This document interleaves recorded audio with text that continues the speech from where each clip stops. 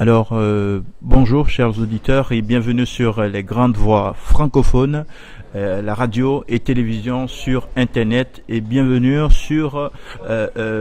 cette grande rencontre ici au 30e Festival international de la poésie de Trois-Rivières. Je suis avec Monsieur Malenfant, un poète québécois et qui parle couramment français et comme un Français de France, hein. Et également, il est professeur. Vous êtes né à Saint-Clément. Je suis né à Saint-Clément, arrière-pays, sur Ouais. le bas du fleuve. Voilà. Alors, Monsieur Malenfant, parlez-nous un peu de ce festival. Que pensez-vous du 30e Festival international de la poésie de Trois-Rivières? Cet événement, et celui de cette année en particulier, continue de m'émerveiller. Je dois vous dire, Amine, que j'ai été là à maintes reprises, peut-être entre 8 et 10 fois depuis la création de cet événement. Je pense que tous les poètes qui ont la chance d'y être conviés le reconnaissent comme un événement convivial, chaleureux, hospitalier, l'occasion d'échanges, enfin de pouvoir réfléchir entre eux et parler de ce labeur quand même qu'est le travail en poésie, et surtout cette merveille de rencontrer des lecteurs, des auditeurs. Quand nous sommes là à titre de récitants, et donc la récitation conduit à un dialogue avec l'auditoire qui a la gentillesse de venir nous entendre. Donc c'est vraiment pour moi un événement, c'est une rencontre, c'est un événement d'échange, de dialogue, de réflexion sur la poésie et l'occasion de vérifier que si la poésie dans nos sociétés est parfois définie comme inutile, elle continue d'être indispensable et à preuve elle dure ici depuis 30 ans et je pense qu'elle va durer encore très très longtemps, du moins je le souhaite.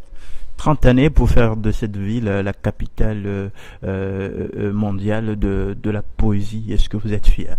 Je suis très très très fier et même si je suis rimousquois, je partage cette grande fierté trifluvienne. Vous savez, Amine, on pourrait constater que souvent au Québec, les espaces ou les initiatives culturelles sont hélas éphémères et on en a ces temps-ci quelques regrettables preuves. Alors d'avoir bâti ce patrimoine poétique, de l'avoir maintenu au fil de 30 années, d'y avoir accueilli des poètes de tous horizons, géographiques, historiques, esthétiques, je pense qu'il faut s'incliner. Il faut s'incliner devant ce courage, cette persévérance et, disons-le, c'est peut-être ce qui est le plus important, cette passion que l'on voit à la poésie. Voilà. Donc, en tant que professeur, en tant que écrivain, dites-moi, est-ce que la poésie doit toujours vivre? Est-ce qu'on doit encourager l'écriture poétique au XXIe siècle, là, avec cette instabilité-là? Bien sûr, mais je pense que puisque vous êtes là pour parler avec nous, vous connaissez déjà la réponse. Bien sûr que la poésie doit persister, doit persévérer. Je disais souvent à mes étudiants, vous savez, si les lecteurs de poésie ne sont pas très nombreux, c'est pas très grave, mais c'est qu'ils sont les meilleurs lecteurs. Alors, lorsqu'on sait lire de la poésie, on sait lire tout court. On peut lire bien sûr dans tous les autres genres, mais on peut aussi décoder la réalité qui nous entoure, cette réalité qui est polysémique, qui est multidirectionnelle. Alors, je pense qu'on ne peut pas se passer de la poésie. D'ailleurs, la poésie n'existe pas que dans les poèmes. Elle est tout autour de nous, elle est dans le paysage, elle est dans toutes les formes d'art, elle est dans la communication humaine. Bien sûr que le poème est cet objet peut-être qui la concentre davantage, qui l'accueille avec pour employer une formule que j'aime beaucoup, qui est de mon ami Normand de Bellefeuille, un grand poète, c'est le lieu de l'émotion de la forme de l'émotion qui se rencontrent l'un et l'autre. Alors, quand moi je parlais de l'instabilité, je pense à l'Afrique, je pense à cette instabilité que nous vivons aujourd'hui. Est-ce que la poésie peut répondre, peut apaiser les cœurs? Est-ce que la poésie peut aider l'Afrique, la jeunesse africaine à retrouver le bon chemin? Hélas, je ne connais pas l'Afrique. Je rêve d'y aller un jour, bien sûr, mais à entendre le silence qui accompagne les lectures de poésie, les lectures justement quelle que soit la nationalité du poète ou de la poète qui s'exprime, entendre la qualité du silence, je pense que la poésie est créatrice de sérénité. Bien sûr, la poésie ne va pas abolir les guerres, ne va pas abolir les conflits. On sait depuis Saint-Exupéry qu'il a dit que le langage est source de malentendus, et c'est pour ça qu'il y a les guerres, qu'il y a la tristesse infinie des manchettes de nos journaux et du journal télévisé. Par ailleurs, la poésie, justement, parle un autre langage. Elle parle le langage du cœur, elle parle le langage des sens. Et de ce point de vue, elle apaise. Et sans jouer les sages, je ne le suis pas. Je pense qu'elle réconcilie avec ce qu'il y a le plus humain en nous. Et il n'y a pas beaucoup de poèmes, je crois bien, sur les champs de bataille. C'est beau. C'est beau. Ben, ça rejoint la thèse de Salah Stétier, un écrivain libanais qui vit à Paris, qui a passé toute sa jeunesse à Paris, qui donne cette une bonne définition de la poésie en disant que la poésie magnifie la vie, élève le langage, suscite l'écriture, sensibilise les jeunes, enraye l'angoisse due à la course derrière le confort matériel et permet de vivre un instant réel. La poésie pour sensibiliser les jeunes, la poésie pour, surtout dans les pays comme l'Afrique ou la Syrie ou en Europe de l'Est, l'instabilité que les Ukrainiens ou les Ukrainiennes vivent en ce moment. Je dis que le poète, qu'il soit français, qu'il soit belge, on peut passer par la poésie pour communiquer, c'est-à-dire transmettre un message de paix à nos compatriotes. Oui, je ne crois pas en quelque forme de poésie qui serait une poésie guerrière ou une poésie vindicative. La poésie peut dénoncer avec ferveur, avec véhémence même, ces insoutenables réalités, mais jamais elle ne les épouse. Elle est là pour donner à voir l'insoutenable. Et j'ai une grande amie qui a été aussi ma prof, qui disait, vous savez, et qui était juive et qui avait connu les camps de concentration. Et elle disait, vous savez, même dans les pires malheurs, même devant l'insoutenable cruauté de l'être, il y a dans l'écriture un bonheur d'expression qui, d'une certaine façon, transcende à peu près toutes les horreurs. Je dis, non, il n'y a pas de poème sur les champs de bataille, mais on sait comment, par exemple, dans les camps, la lecture de la poésie, ou la création de la poésie, ou les chœurs poétiques, était une façon, je dirais, collective et communautaire de s'insurger contre l'horreur, et en même temps, peut-être, de parvenir à le subsumer un peu, à l'assumer un peu. Alors revenons, vous avez publié plusieurs recueils, et vous en avez publié combien au total? Oh, maintenant, plus d'une vingtaine, des ans, auprès d'une trentaine. Plus d'une trentaine. Oui, voilà. Voilà, rien que de la poésie, hein. De la poésie surtout, mais j'ai aussi travaillé du côté de la fiction, du côté de la nouvelle, du côté de l'essai, du côté de la critique. Mais ça, c'était fonction de mon métier de professeur aussi. Alors, j'ai été non seulement un écrivain de poésie, j'ai été un lecteur assidu de la poésie de mes confrères, de mes compatriotes. Alors bon, ça faisait partie du bonheur de mon travail, si on veut. Bon là, je vais pousser ma curiosité. Vous n'avez pas un Français d'ici. Vous avez un Français de France. Est-ce que Alors, je pose la question tout doucement. Non, je vais y répondre tout aussi doucement. D'abord, je suis québécois pur laine, comme on dit bien chez nous. J'habite Rimouski, j'habite le bas du fleuve. Alors, il m'est assez souvent arrivé d'entendre que notre accent dans le bas du fleuve était peut-être un petit peu différent de celui qu'on entend à Québec ou à Montréal. Bon, je n'ai pas l'oreille absolue, donc je ne l'entends pas vraiment. Bon, je vous le dis. Par ailleurs, j'ai aussi, ça a été un grand bonheur dans ma vie, j'ai aussi à quelques reprises vécu en France, vécu à Paris, lors de mes congés sabatiques. Pendant combien d'années? De façon ponctuelle, mais pendant peut-être 3 ou 4 ans, dans différentes régions de la France, à Paris. Bon. Et donc, peut-être bien que ces épisodes français ont pu irriguer ma propre langue, mais je vous avoue que je ne l'entends pas vraiment sincèrement. Ok. Bon, revenons à ça. Nous avons ici Fleuve de Paul Chanel Malenfant que nous avons ici. Pourquoi Fleuve?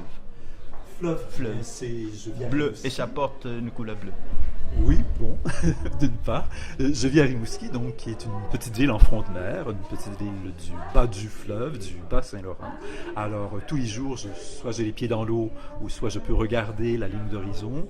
Je suis très, très attaché à mon paysage, à ma région. Je suis même très, très chauvin. La ligne d'horizon, je le dis souvent, je l'ai écrit quelque part, c'est pour moi la ligne fondatrice aussi de l'écriture. C'est mon espace de rêverie, c'est mon espace imaginaire. Et il faut voir qu'il n'y a pas que notre fleuve, ces fleuves pluriels veulent interpeller tous les fleuves du monde comme s'ils étaient des courants de pensée, comme s'ils emportaient le temps et à la fois le rendaient dans sa fluidité, dans sa vitalité. Je tenais peut-être à présenter surtout ce livre-là parce que c'est avec lui que j'ai reçu en 2000, je crois, peut-être un petit peu plus tôt, le Grand Prix du Festival international de poésie. Alors cette année-là, c'est le livre qui était... De Trois-Rivières. C'est le prix, oui, de Trois-Rivières, oui. Parce qu'il y en a plusieurs partout. Et nous allons déguster un extrait Si vous le voulez. Ouais, ben Si vous oui, le ben oui, Alors, avec plaisir. Avec plaisir. Une bouche s'ouvre sur la beauté de la terre. Tu retrouves les racines d'ancêtres, les visages nus appuyés au volet des voyages, des souvenirs de gitanes et de faucons dessinés dans les livres. Les murs sont abolis. Seuls les vivants viennent regarder la mer pour le passage de la lumière. Tu assistes, fleuve, à la récitation des ambres, à la profusion des matières premières, les pierres surtout, en leur insondable fixité. Tu es cette lente trajectoire des eaux de toutes les naissances, rassemblées pour la déroute, pour un destin, ou pour l'éternité. Apparaissent de longues villes de pluie, monde moderne, écroulement d'opéra. Viennent à grands traits de Tarquinia les chevaux blonds parmi les blés de mer. Point fixe de la prose, le nord appelle, car ce pays n'est pas un pays chaud, n'est pas un vieux pays. La neige l'ensommeille. Les fleuves parlent toutes les langues, de Somalie en Gaspésie. La ligne d'horizon est la plus seule de la terre. Si beau, c'est vraiment beau. Donc c'est publié aux éditions du Noroît et on peut s'en procurer dans des bibliothèques aussi dans plusieurs librairies.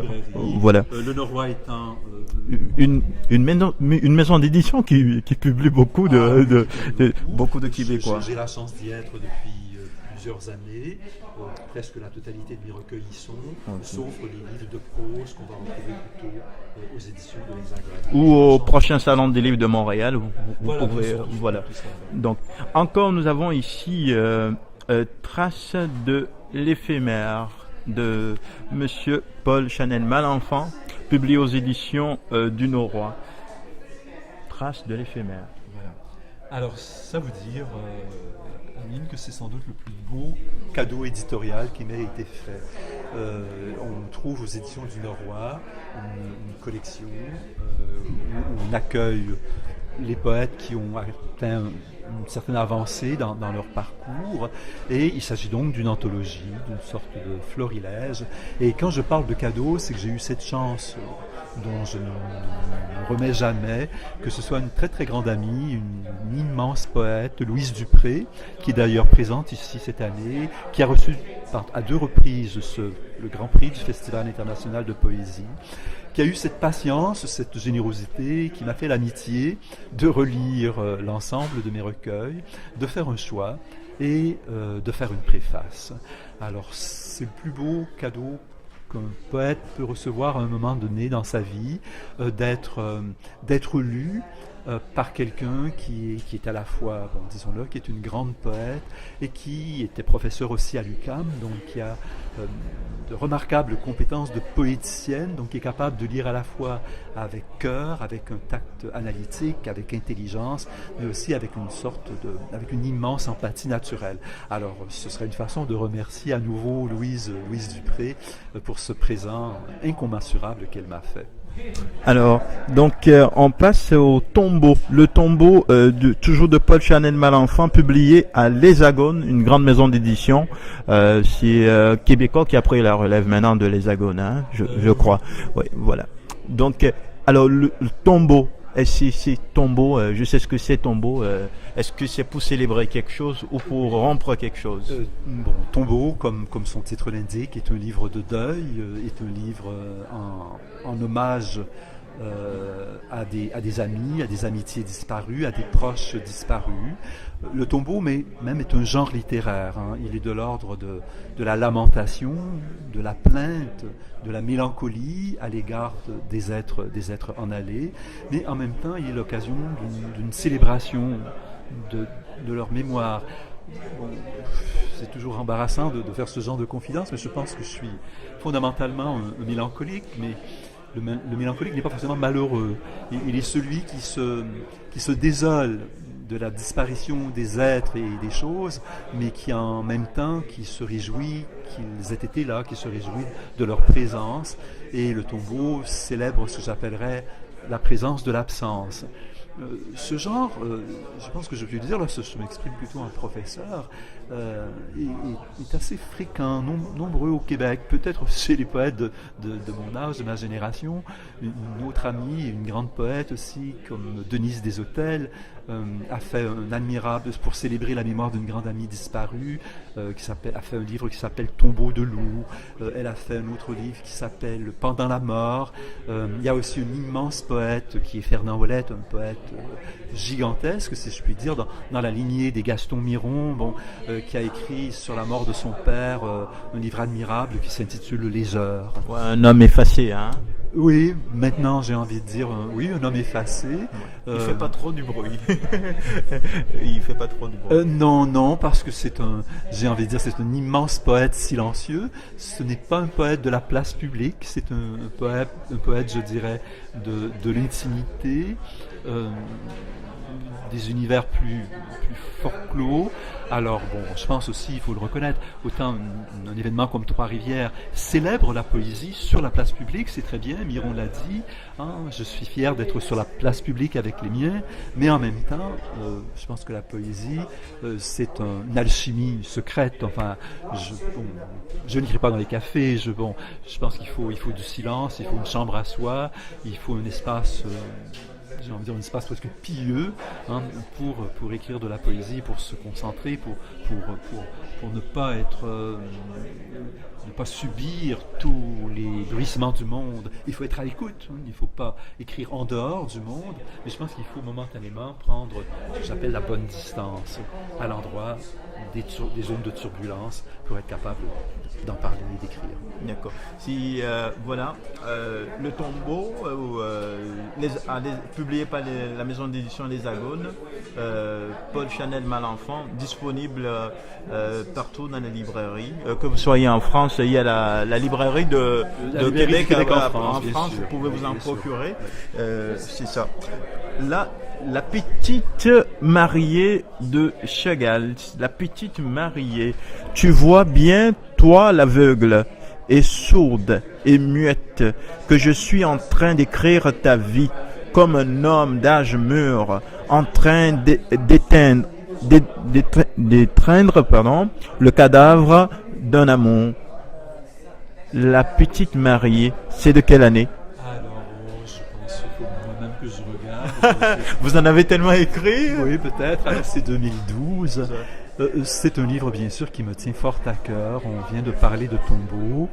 Alors, c'est un livre, un recueil que j'ai écrit dans le sillage de la maladie et de la mort de ma vieille maman, de ma vieille mère. Maman a vécu jusqu'à 85 ans, mais les 5 dernières années de sa vie, elle souffrait d'une maladie qui est aussi une maladie du siècle, la maladie d'Alzheimer. Alors les 5 dernières années de sa vie, elle était dans un état parfois second, d'absence, de présence, d'intermittence de sa mémoire. Alors j'ai eu la chance d'avoir 4 grandes sœurs qui l'ont accompagnée, et nous aussi, les garçons, leurs frères avons été présents. Alors on a j'ai envie de dire, on lui a tenu la main, on lui a soutenu le cœur, on a assisté à la disparition progressive de sa mémoire. C'est une expérience très très douloureuse, mais aussi très très enrichissante. Alors j'ai voulu retracer un tout petit peu son itinéraire de mère, mais aussi son itinéraire de femme. Mère de 9 enfants dans un petit village de l'arrière-pays au Québec. Femme courageuse, puisque mon père était malade, a été malade toute sa vie. Donc ma mère a dû élever les enfants presque toute seule. Mère courage, comme il s'en trouve partout au monde, mais comme il s'en trouve aussi au Québec à l'époque des familles nombreuses et de la vie économique difficile. Donc j'ai voulu témoigner dans sa voix à elle. J'ai voulu aussi retrouver ses souvenirs. J'en ai peut-être inventé quelques-uns. Écrire, c'est aussi inventer des souvenirs. Alors donc il s'agit aussi, je pense, d'un livre hommage, d'un livre tombeau que j'ai écrit au fil des ans. Mais comme je ne voulais pas, et d'ailleurs c'est ma conception de l'écriture et de la poésie, l'écriture n'est pas de l'ordre du témoignage ou de toute la vérité, rien que la vérité, ou du fait réel absolument véridique ou vraisemblable. Bon, j'ai tenu à mettre en texte ou à mettre en scène à l'arrière-plan du drame de ma mère, cette toile de Chagall que vous connaissez peut-être, qui s'appelle Les Mariés de la Tour Eiffel, où on voit ce couple de mariés s'envoler au-dessus de la Tour Eiffel dans une sorte d'allégresse ascensionnelle. Bon. Et j'avais besoin comme de ce support pour alléger la pesanteur dramatique. Et il me semble que le côté aérien de ce tableau, ce bleu du tableau de Chagall, cette transparence du vitrail aussi qu'on retrouve dans les grands vitraux de Chagall, convenait, je dirais, pour illuminer ce drame-là, la scène de ce drame-là. Voilà. Alors c'est un livre dédié oui. Vous avez un lien avec ce livre parce que ça retrace les moments douloureux que vous avez vécu lors de la maladie d'Alzheimer que votre maman a. Oui, tout du long, disons, je dirais, du vacillement de sa mémoire, du vacillement aussi de son langage, et jusqu'à ce qu'on appelle la phase finale, jusqu'à l'agonie. Oui, c'est un peu, j'ai envie de dire, l'épisode de la vie agonique, pour reprendre la belle formule du Miron, de ma propre mère. Bon, à tous ceux qui souffrent de cette maladie, nous sommes de tout cœur avec vous. Bien sûr. Donc, avec une immense compassion. Voilà. Donc parce que c'est une maladie difficile, très difficile.